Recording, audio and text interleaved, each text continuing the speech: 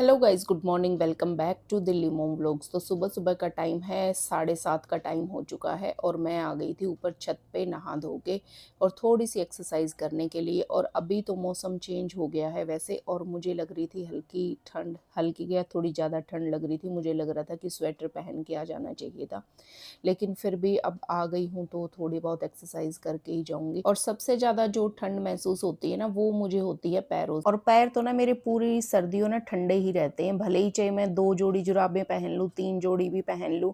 और मैं पहनती भी हूँ, डबल ट्रिपल सॉक्स मैं पहन लेती हूँ सर्दियों में जब ज़्यादा ठंड होती है। तो अब लग रहा है मुझे सॉक्स अपनी निकाल लेनी चाहिए। और बैठ रही हूँ ना, ये थाइज और ये पूरा नीचे से एकदम मुझे ठंडा ठंडा लग रहा है। वैसे मौसम ठंड का हो भी रहा था। और ना मैं सारा काम बहुत अच्छे से कर लेती हूँ, मतलब कितना भी काम हो कि कितनी भी तरह का मैनेज कर लेती हूँ, लेकिन ये जो एक्सरसाइज का रूटीन है ना, ये मेरे से मैनेज नहीं होता। पता नहीं, ये इसके लिए मैं सोचती रहती हूँ कब मेरा एक रूटीन हो एक्सरसाइज के लिए। भले ही 15-20 मिनट ही कर लो, और ना यही 15-20 मिनट का टाइम है ना, यही मैनेज नहीं होता और सब कुछ मैनेज कर लेती हूँ मैं। तो ना ये भी अब मैं कोशिश करूंगी आगे से ना, कि भले ही बेशक 15 मिनट ही मैं करूँ, 10 से 15 मिनट भी, लेकिन इतना भी रेगुलर अगर मैं कर लूँ ना तो मेरी कंसिस्टेंसी बन जाएगी। तो बस धीरे धीरे रूटीन बनाना पड़ेगा मुझे ये भी। और फिर मैं आ गई थी ऊपर से, आने के बाद किचन में सीधा लग गई। और सुबह सुबह आते ही ना मैंने कर ली अपने खाने की तैयारी, क्योंकि मैं चने की दाल भिगो के गई थी और घिया मैंने रात को काट के रख दी थी। बस अब जल्दी से खाना बना के रख दूंगी। और नाश्ता तो खैर अभी नहीं करेंगे, मतलब ये जो बना रही हूँ अभी रोटी और सब्जी, ये मैं लंच के लिए तैयारी करके रख रही हूँ। और पहले से ही कर लेती हूँ, मैं एक साथ ही काम निपटा लेती हूँ, लंच का और ब्रेकफास्ट का वो सुबह सुबह ही, है ना। तो सारा दिन फिर मैं फ्री हो जाती हूँ किचन के काम से। एक बार किचन है ना खाना बना के सुबह ही समेट लेती हूँ, तो बहुत ईज़ी हो जाता है फिर मैनेज करना सारा दिन। फिर काम है ना, सिलाई का करो, वीडियोज़ का करो, मतलब मुझे टाइम मिल जाता है काफ़ी सारे घंटे। लो जी, खाना मेरा बन गया यहाँ पे, और किचन काउंटर की अभी लगे हाथ सफाई भी कर देती हूँ, और साथ-साथ ही करती हूँ मैं खाना बनाते ही ये सब चीज़ें।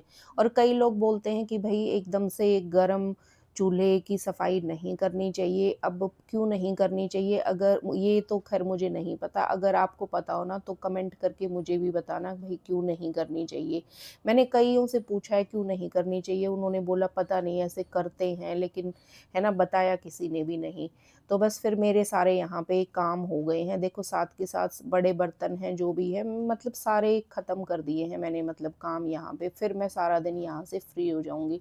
और बड़े बर्तन एक बार साफ़ हो जाए ना, मतलब साथ के साथ लगे हाथ, तो फिर छोटे बर्तन जो खाने के ही होंगे, एक आधी प्लेट, कटोरी, चम्मच वग़ैरह जो भी है ना, तो उसको साफ़ करने में फिर साथ के साथ, वो भी मैं साथ के साथ ही साफ़ करती हूँ, फिर ज़्यादा मुझे टाइम नहीं लगता। और सबसे पहले फिर मैंने भोग लगा दिया था यहाँ पे, जो भी मेरा खाना बना था। एक बार भोग लगा दूँगी, फिर खाना बना के रख दूँगी ना, तो बस फिर किसी भी टाइम लेके और खा सकते हैं। तो ना हमें भोग ज़रूर लगाना चाहिए, क्योंकि देखो परमात्मा ने हमें इतनी सारी वैरायटी खाने को दे रखी है, तो हमें ऑफ़र ज़रूर करना चाहिए। भले ही वो नहीं खाते हैं, लेकिन है ना, एक शक्ति भी साथ में भर देते हैं भोग लगाने से, कि वो जो हम खाते हैं ना, वो एक अलग ही उस खाने का, मतलब ये लगा लो कि प्रसाद बन जाता है। और देखिए, प्रसाद बनाकर अगर खाने को खाएँगे ना, तो हमारे अंदर पॉज़िटिविटी भी आएगी। और ना खाने के लिए मैं अलग से ऐसा स्पेशल कुछ नहीं बनाती, जो भी हम लोग खाते हैं ना, मैं उसी का भोग लगाती हूँ, क्योंकि खाना हमारा सात्विक ही होता है, बिना लहसुन प्याज़। और देखिए, सिंपल और सात्विक खाने की ना बात ही कुछ अलग होती है। जैसे हम लोग मंदिर में प्रसाद खाते हैं, भंडारे का खाते हैं, तो वहाँ पे कितना टेस्टी लगता है हमें, मतलब ना अंदर से जैसे तृप्त हो गई हो आत्मा, बहुत ज़्यादा सुकून मिलता है ऐसा खाना खा के। और देखिए, घर में जो हम सात्विक खाना बनाते हैं ना, और उसका फिर भोग लगा लेते हैं, और वो खाना फिर सिंपल खाना नहीं रहता, वो एक प्रसाद ही बन जाता है। और हम लोग भी अपने खाने को ना सिंपल नहीं समझते, वो प्रसाद ही समझकर हम खाते हैं, तभी हमें अंदर से ना बहुत अच्छा फ़ील होता है, पॉज़िटिविटी आती है उस खाने से। तो जी, नाश्ता करके, सफाइयाँ करके, फिर मैं आ गई थी अपनी कटिंग टेबल पे कटिंग करने के लिए, क्योंकि अब मेरा शुरू हो गया है कटिंग का काम, और फिर करूँगी बैठ के आराम से स्टिचिंग। और ना ये जो कटिंग वाले कपड़े हैं, इनको मैंने रात को ही प्रेस करके रख लिया था, और अब कई सारे एक साथ कटिंग कर लूँगी, और फिर बैठ के आराम से मैं स्टिचिंग करती रहूँगी। और ना जब आपको भी कटिंग करनी हो ना, तो क्या किया करो, पहले एक जैसे कपड़े काटा करो। अगर सलवारें हैं कई सारी, तो पहले सलवारों की कटिंग करा करो एक साथ। और अगर शर्टें करनी है, शर्टें भी कई सारी हों, तो शर्टें शर्टें ही कटिंग करनी चाहिए। उससे क्या हो जाता है ना, कि हमारा एक काम करते करते हाथ अच्छे अच्छे से बैठ जाता है और स्पीड से हम काम करने लगते हैं। और जब एक ही नाप के कई सारे सूट हो ना तो वो भी जल्दी काम होता है उनको एक साथ कटिंग करके स्टिच करने में। कटिंग करो एक बार, मतलब वो मेज़रमेंट हमें याद भी रह जाती है, बार-बार हमें देखने की ज़रूरत भी नहीं पड़ती कटिंग करते टाइम। और दूसरा ये है कि भई एक कपड़ा कट हो गया तो उसी को रख के हम और कपड़े भी कटिंग कर सकते हैं। तो ये फ़ायदा होता है। मैं कोशिश यही करती हूँ कि भई कई सारे किसी के सूट हो ना तो वो एक साथ ही मैं उन सब की कटिंग करूँ। और जब हमें एक ही कस्टमर के कई सारे सूट या ब्लाउज़ काटने हो ना तो सबसे पहले हमें एक साथ रख के नहीं काटने होते, एक ही काटना चाहिए और उसको बहुत अच्छे से डबल चेक कर लेना चाहिए कि जिससे हम उसको रख के कटिंग और दूसरी करें तो वो कभी खराब ना हो जाए। और कटिंग करने के बाद 2 शर्टें स्टिच करने के बाद फिर मैं 4 बजे आ गई थी अपनी किचन में। अब टाइम हो गया है शाम की चाय-कॉफ़ी का, और ये चाय-कॉफ़ी बनाने के साथ-साथ है ना फिर मैं यहाँ पे थोड़ा मल्टीटास्किंग कर लेती हूँ, कुछ एक्स्ट्रा काम। अब मुझे यहाँ पे पनीर बनाना था क्योंकि दूध इकट्ठा हो गया था काफ़ी सारा। जब इकट्ठा हो जाता है ना दूध, मैं खीर बना लेती हूँ, पनीर बना लेती हूँ। और इस पनीर को बनाने के लिए दूध जैसे ही बॉयल होने वाला था ना, मैंने इसमें 2 से 3 ढक्कन सिरके का डाल दिया था, जो सिंपल होता है ना सफ़ेद वाला विनेगर, वो मैंने डाला है इसमें। और एकदम डालते ही कुछ ही सेकंड्स में दूध बिल्कुल फट गया था और इसको बस गरम-गरम ही मैंने ऐसे छलनी में निकाल लिया। देखो थोड़ा-सा पनीर है, इसी में मेरा बहुत अच्छे से निकल जाता है और इसमें ना बहुत आसानी से बहुत ही टेस्टी वाला सॉफ्ट पनीर निकलता है। और मैं ना इसमें कपड़े-वपड़े से कुछ नहीं बाँधती, बस ऐसे ही इसको दबा-दबा के ना इसको पनीर को ऐसे इसका एक्स्ट्रा पानी निकाल दूँगी। बहुत ज़्यादा इसको ड्राई करने की भी ज़रूरत नहीं है कि आप बहुत ज़्यादा इसको दबा-दबा के पानी बिल्कुल निकालना है, एक-एक बूँद, ऐसा नहीं है। हाँ, बस ये है कि ईज़िली जितना पानी निकल जाए वो निकालना है। और बाकी देखो कितना सॉफ्ट हो जाएगा ना, बहुत टेस्टी एकदम शुद्ध 100% एकदम बढ़िया वाला यहाँ पे बन के पनीर मेरा तैयार हो गया है। और ये मैं दिखाती हूँ, ये आपको देखो ये बिल्कुल सॉफ्ट है, बिल्कुल मार्केट के जैसे। और कुछ देर मैं इसको 15-20 मिनट आधे घंटे के लिए रख दूँगी ना, तो बिल्कुल सॉफ्ट रेडी हो जाएगा ये। और आप है ना इसको आधे घंटे के बाद भी बना सकते हो, ये बहुत ज़्यादा टेस्टी बनता है। और ये मैंने करके रख दी है अपनी सुबह के खाने की तैयारी अभी से।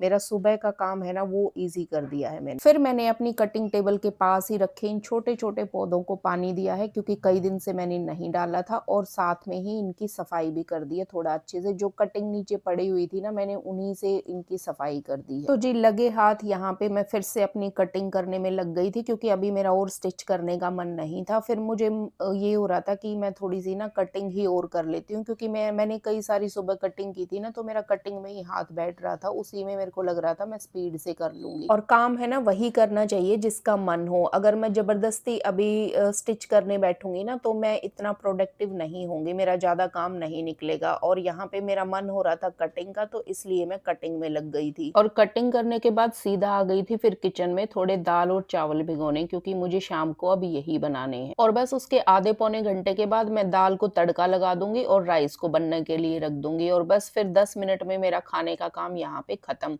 और साथ में ही मैंने इकट्ठे कर लिए थे बर्तन, 1-2 डब्बे जो हैं वो खाली हुए थे, और साथ में बड़े बर्तन भी मैंने कुछ खाली किए थे, दही है वो जमा दी थी मैंने। तो ये छोटे-छोटे काम है ना, एक काम करने के लिए जाओ तो छोटे-छोटे मैं साथ में और भी कई सारे काम कर लेती हूँ, जिससे काम मेरा ईज़ी हो जाता है।